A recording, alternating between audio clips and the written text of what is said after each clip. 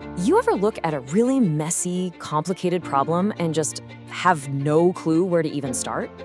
We're talking about those big challenges that feel like a tangled mess. Well, today, we're going to untangle it. We're breaking down a framework that turns that chaos into a clear path forward. Let's jump in.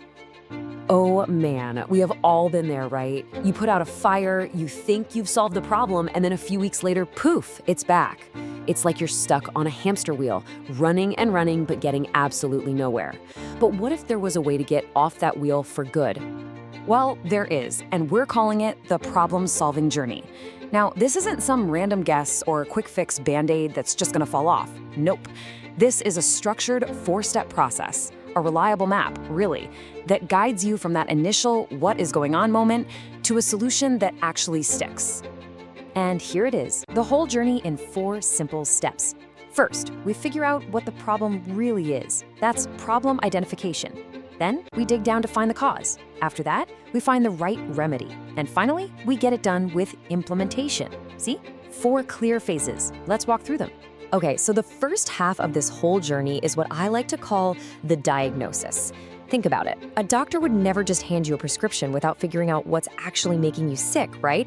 It's the exact same thing here. We can't fix a problem if we don't truly understand it. This part is so important. So that brings us to phase 1, problem identification. And look, I know this sounds super basic, but trust me, this is where so many teams go off the rails.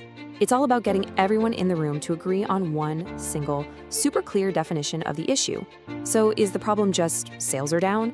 Or is the real problem that our customer retention dropped by 15% last quarter? See the difference? Nailing this down first saves you from spending tons of time and energy solving the wrong thing. Okay, once we know exactly what the problem is, we have to figure out why it's happening. And that's phase 2, cause identification.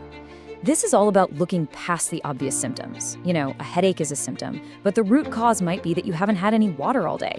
A missed deadline is a symptom. The root cause could be a broken workflow.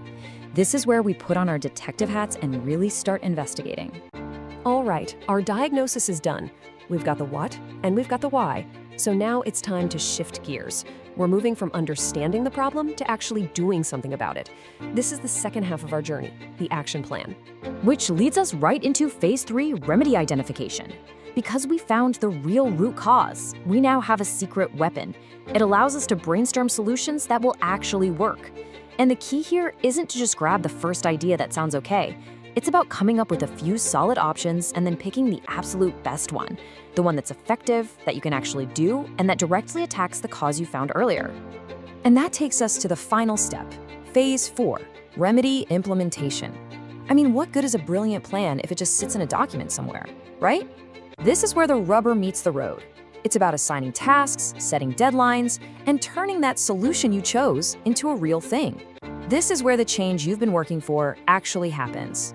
So, what makes a solution truly successful? Well, it's got to check a few boxes. It has to be suitable for your team and how you work. It's got to be robust enough to handle the pressures of the real world, and this one's huge, it has to be simple enough to be understood.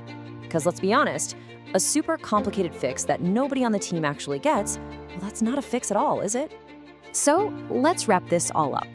A great way to think about this is like a compass. Whenever you and your team feel lost in a problem, you can just pull out this compass.